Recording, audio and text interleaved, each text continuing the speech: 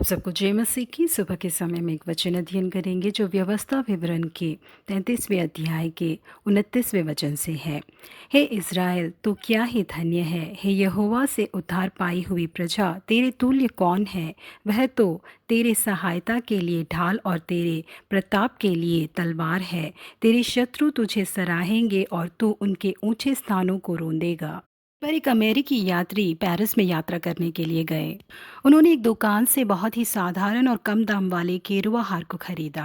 वो अपने देश वापस जा रहे थे तो हवाई अड्डे पे मौजूद कुछ अधिकारियों ने उनके हार को देखकर उन्हें बहुत ज़्यादा जुर्माना भरने के लिए कहा।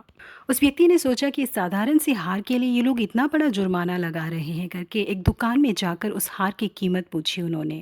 दुकानदार ने उस हार को एक मैग्नीफाइंग ग्लास के द्वारा देखा और कहा कि इस हार की कीमत कम से कम $25,000 तक है। इस यात्री को उस बात को पक्का करना था कि वो दुकानदार सच ही कह रहा है, इसीलिए वो दूसरी दुकान में गया और उससे भी कहा कि वो जांच कर बताए क्या ये हार $25,000 का ही है।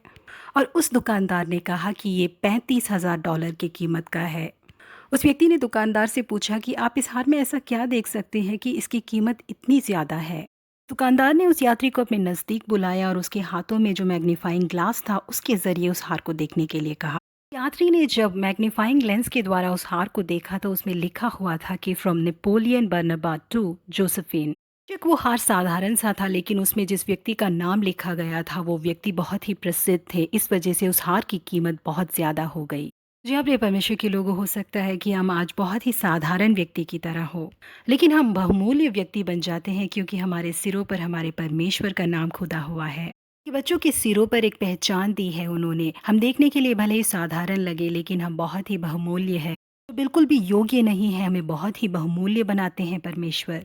देश के पापों के निमित्त जो लोग आंसुओं के साथ परमेश्वर के सम्मुख में प्रार्थना करते हैं, उनके सिरों पर एक पहचान डाली है परमेश्वर ने।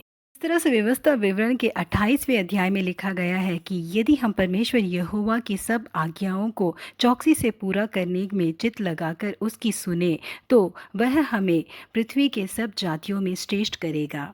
उसके साथ ही 10वें वचन में लिखा है कि पृथ्वी के देश देश के सब लोग यह देखकर कि तू यहोवा का कहलाता है तुझसे डर जाएंगे। या प्रिय परमेश्वर के लोगों, परमेश्वर ने अपना नाम हमें दिया है, हम विशेष हैं। जब हम उनकी आवाज़ के लिए अधीन होकर चलते हैं तो परमेश्वर हमें बहुमूल्य बनाते हैं। प्रभु आप सबों को आशीषित करे। Have a blessed week ahead.